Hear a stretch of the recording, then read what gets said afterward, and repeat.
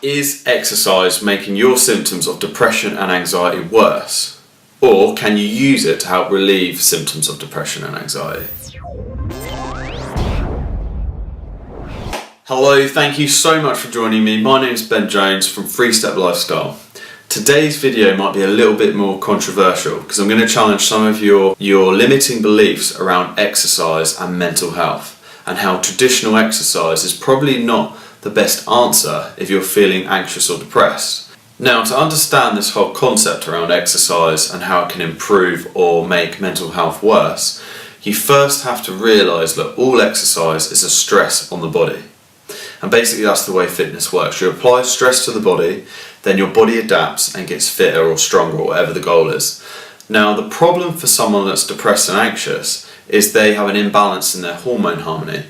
Now, I've spoken about this concept before of hormone harmony in previous videos, so check those out to get some grounding. But to just give you the basic now, it's basically the balance between stress hormones and feel-good neurotransmitters, which are chemical messages in the brain. Now, when you're feeling anxious and depressed, these stress hormones get really high to an unmanageable level, and the feel-good neurotransmitters come right down.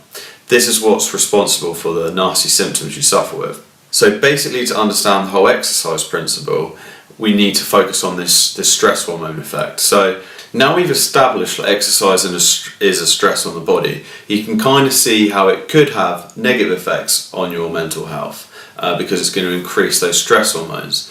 But if you get it right, you can actually relieve these stress hormones down, therefore relieving your symptoms.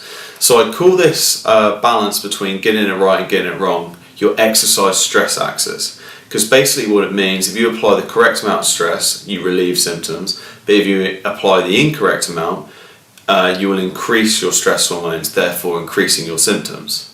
Okay, so let's look at why maybe traditional exercise puts the incorrect amount of stress on the body and can make your symptoms worse.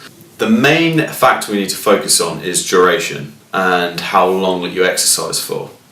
So the problem with traditional workouts, 40 minutes plus, is it's slightly too long for someone that's going through depression and anxiety and already has high levels of stress on the body, because you're putting the body under too much stress for too long.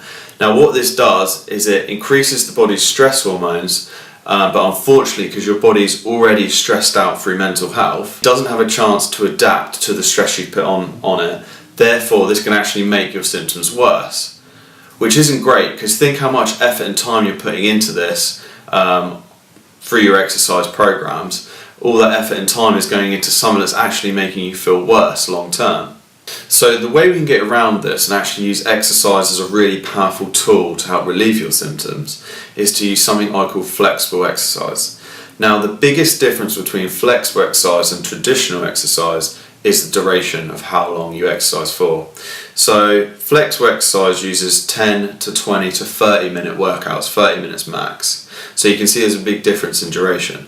The reason for this is this short, sharp burst of exercise has a better response on your stress hormones, and actually instead of overstressing the body, it applies a small amount of stress, and then once the body's recovered, it allows the body to adapt to that small amount of stress because it's a smaller amount of time. It allows it to adapt, which therefore means the stress hormones slowly start to decrease. Over time, this has a huge positive impact on your symptoms because it's really starting to rebalance out that hormone harmony that you're trying to balance out through exercise in the first place. So there you have it. Traditional exercise is slightly too long, which creates a negative stress axis and actually increases hormones. Whereas short, flexible exercise workouts are nice and short, which helps to create a positive exercise stress axis, allowing the body to slowly adapt to the stress you're putting on it and therefore relieving your symptoms. Now, I have used this principle of flexible exercise to help hundreds of people relieve their symptoms, and there's no reason why you can't start doing this right now by doing nice short workouts and fitting them in with your lifestyle. Now, I am going to go into more detail in future videos into exactly the sort of exercises that work best. So if you're interested in this, make sure you stay tuned and check out future videos so I can give you details on exactly how you can apply this exercise and what sort of exercise works best. As always, if you're suffering with symptoms of depression and anxiety, make sure that you talk to a doctor and seek medical advice. But more importantly, remember these sort of things are nothing to be ashamed of. If you found this video useful, please like and share, because it might help someone else that's going through exactly the same thing that you are right now.